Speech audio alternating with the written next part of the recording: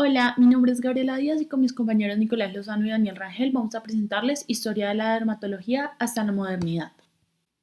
La palabra dermatología proviene del griego derma, dermatos, que significa piel, y del griego logos, que significa estudio o tratado. No obstante, el estudio etimológico más profundo dice que derma tenía el significado original de lo que queda cuando se desolla un animal, es decir, un mero contenedor del organismo. Esto denota la falta de interés grecorromano en la piel como órgano y su estudio. El papiro de Ebers significa el descubrimiento más importante sobre la antigua medicina egipcia. Se trata de una extensión de papiro de más de 20 metros de longitud y 30 centímetros de ancho. Contiene 108 columnas de texto redactadas en escritura hierática. Los signos aparecían en dos tintas: roja, que correspondía a los enunciados de dolencia o sus repeticiones, y negro para la descripción terapéutica. Algunas de las dolencias descritas en dicho papiro han sido perfectamente identificadas. Otras han quedado sepultadas en el tiempo. Junto a estas líneas se encuentra la reproducción fiel de una de las columnas, concretamente la número 72, la cual está dedicada exclusivamente a patologías dermatológicas. En los tiempos prehispánicos debieron existir muchas enfermedades, pero la pérdida de los tejidos blandos en los restos humanos que se conservan ha impedido su constatación.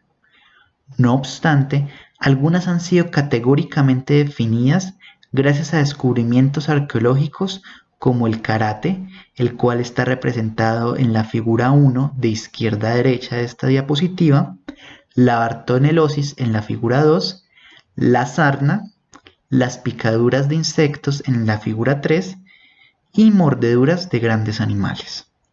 Además de estas enfermedades, afectaron la salud de la población nativa las heridas por flechas envenenadas con hierbas y venenos de animales como ranas y arañas. La herbolaria indígena aportó de manera significativa al desarrollo de la terapéutica. Plantas que se consideraban sagradas y medicinales son, por ejemplo, el achiote, la chica, la otoba y el ají. Los antiguos americanos veían enfermedades que alteran la apariencia física como algo mágico. En muchas ocasiones se llevaban estas alteraciones como una señal de privilegio o signos naturales de que la persona poseía capacidades extraordinarias. Por eso es que es común encontrar reproducciones de personas que sufrían de enfermedades como la leishmaniasis y el mal de Pinto, también llamado karate. El mal Pinto representaba un fenómeno curioso. Debido a que era una de las enfermedades más difundidas por América, distintas tribus reaccionaban de manera diferente. Las tribus Caribe y Arawak difundieron esta enfermedad por gran parte de la floresta tropical. Para estas tribus, las marcas causaban tanto orgullo que incluso se las pintaban o se tatuaban la cara. Por el contrario, tribus lejanas las consideraban producto de maleficios. En otros lugares, las manchas significaban bendiciones y se imitaban en ceremonias. Se creía que las erupciones de verrugas y úlceras en el rostro aparecían según el temperamento de los dioses y daban augurio a la calidad de las cosechas. Los incas pensaban que las personas que sufrían de leishmaniasis eran capaces de impedir las lluvias, por esto eran los encargados de sembrar y cosechar papa. Muchas enfermedades dermatológicas fueron traídas al nuevo continente por parte de los conquistadores españoles, entre las cuales merecen una mención especial la lepra y las exantemáticas, destacándose entre estas la viruela y el sarampión. Por su parte, los esclavos africanos llegaban diezmados por el escorbuto, la gangrena, la viruela, el tifo y especialmente la lepra. Así, el mercado y la trata de esclavos fueron también factores determinantes para la propagación y contagio de muchas enfermedades, entre las que se destacaron las dermatológicas por su llamativa expresión física. Desde la edad antigua, Hipócrates, siendo coherente con su teoría de los humores, consideraba que las enfermedades de la piel eran atribuibles a un desequilibrio interno de los mismos. Hacía algunas descripciones sobre enfermedades infecciosas, pero sin embargo no ahondó lo suficiente en ellas. Sería luego Celsus y Galeno quienes conservaron el trabajo de Hipócrates y se encargaron de desarrollar más temas al respecto. Celsus, por su parte, desarrolló el tema de las verrugas plantares, hizo la primera descripción de escabiosis, herpes e erisipela. Por su parte, Galeno fue quien identificó la piel como el órgano del tacto, específicamente las manos que tenían esa función. Para Galeno también ser hermoso era saludable, un importante concepto. La belleza y la armonía de las proporciones corporales y una tez perfecta eran la expresión de los 4 humores y de los 4 elementos y por lo tanto del equilibrio del universo. Galeno transmitió como doctrina su conocimiento y este se pudo filtrar a través de varios autores bizantinos, pasando por Orivacius, Aecio de Amida y Alejandro de Tralles. Sin embargo, luego vino la Edad Media y por lo tanto una edad oscura para la posibilidad del conocimiento en general en todas las ciencias y por lo tanto de medicina y por lo tanto de dermatología. Sin embargo, debido a que mucho de ese conocimiento pudo penetrar en la cultura árabe, serían los árabes luego, en la finalización de la Edad Media en el siglo XV, los que podrían de nuevo traer conocimiento a las universidades que estaban empezando a instituirse desde el siglo XIII. Luego de esta época tan oscura del conocimiento viene el Renacimiento. Durante el Renacimiento, como bien sabemos, se llegó a la posibilidad de hacer la disección de cadáveres y por lo tanto el estudio de la anatomía humana. En este momento la observación del cuerpo humano durante la autopsia no fue solo una base sólida para el estudio de esta ciencia de la anatomía, sino también un medio para confirmar las teorías de Galeno sobre aspectos de la piel. De este modo, Mondino de Luzzi y Andreas van Wessel pudieron comprobar mucho de ese conocimiento y ampliarlo un poco más. Andreas van Wessel determinó las sustancias provenientes de la piel, las capas constituyentes, e investigó los poros y también algunos aspectos nerviosos de la mano. A Girolamo Mercuriale, en 1572, se le atribuye la redacción del primer tratado sobre dermatología titulado De Morbis Cutaneis, que significa sobre enfermedades de la piel, también considerado como el primer libro de texto sistemático sobre enfermedades cutáneas. Fue escrito en latín y fue esencialmente una compilación de datos de escritores antiguos.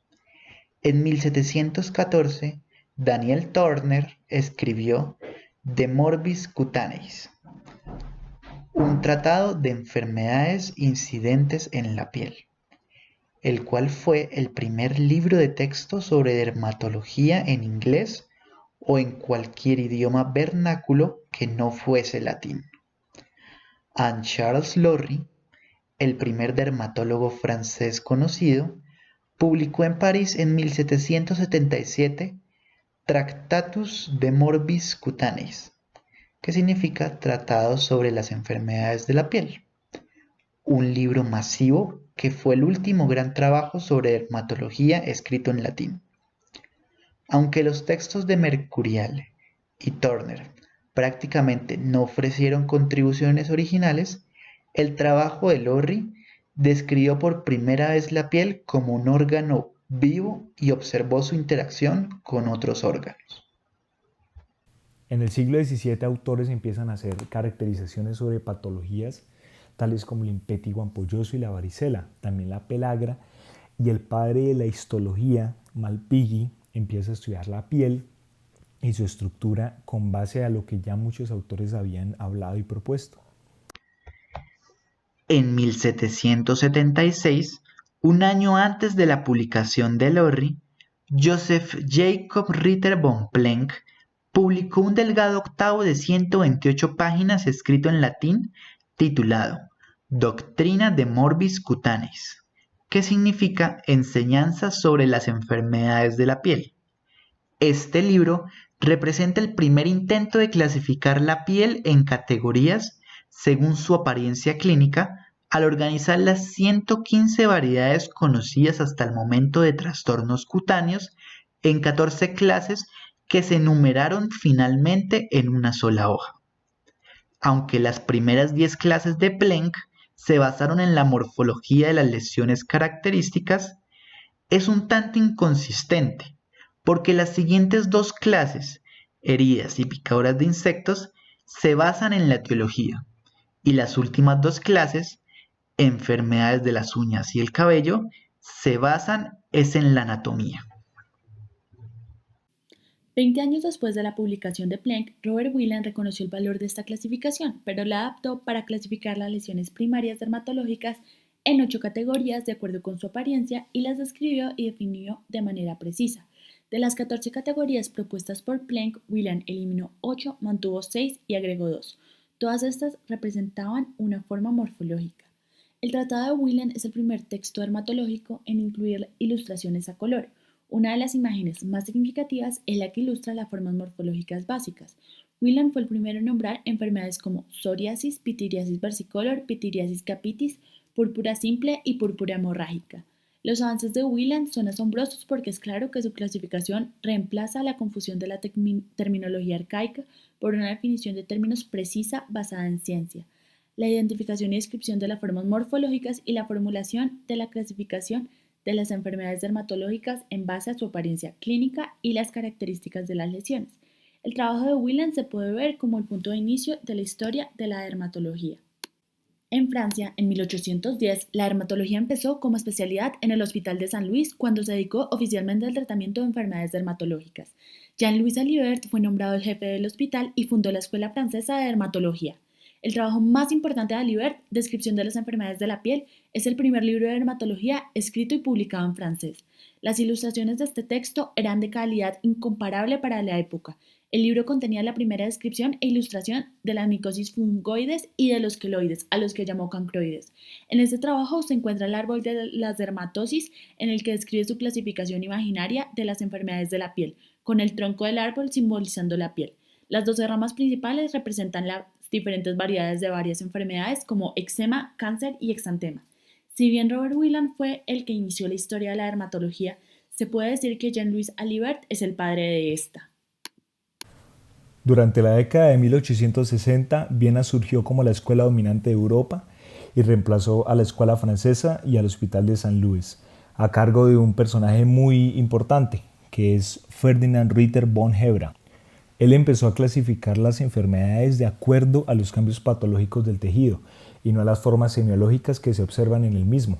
En 1956 publicó su famoso atlas, en el cual incluía unas imágenes espectaculares, ayudado de ilustradores de la época como Alton Elfinger y Karl Heitzmann, y adicionalmente hizo una publicación en la cual separaba las lesiones primarias y las secundarias como parte del proceso para entender las enfermedades de la piel. Esas son imágenes de su atlas. A la izquierda una paciente con tuberculosis extrapulmonar y a la derecha lo que parece ser papulomas. Una vez muere Hebra, su yerno, que también fue su alumno y sucesor, Moritz Kaposi, se encarga de esta labor, digamos, investigativa y continúa con las ideas que había desarrollado el autor. Sin embargo, hace inclusiones originales. Él saca uno de sus libros en 1880, uno de los más grandes libros de dermatología que existía en el lenguaje alemán y que se convirtió en un referente para la práctica clínica. Y también pues, es famoso pues, por haber descubierto el sarcoma a su nombre, entre otras cosas. Adicionalmente compiló muchas de las ilustraciones que se habían hecho para las publicaciones de Hebra, adicionó algunas y contribuyó para hacer uno de los más grandes atlas de la dermatología en esta época.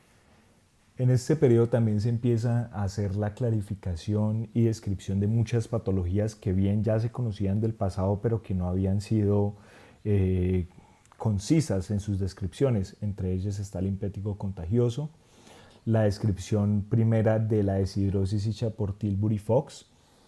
El Besnier y Adrien Doyon publican un libro en el cual hacen énfasis en las descripciones de los eczemas y aparece un importante personaje también en el mundo de la micología que es Raymond Saburot, el cual hace estudio de muchas enfermedades fúngicas y saca una publicación en la cual define las tiñas, la etiología de estas tiñas, su patología y tratamiento gracias al estudio de los diferentes microorganismos.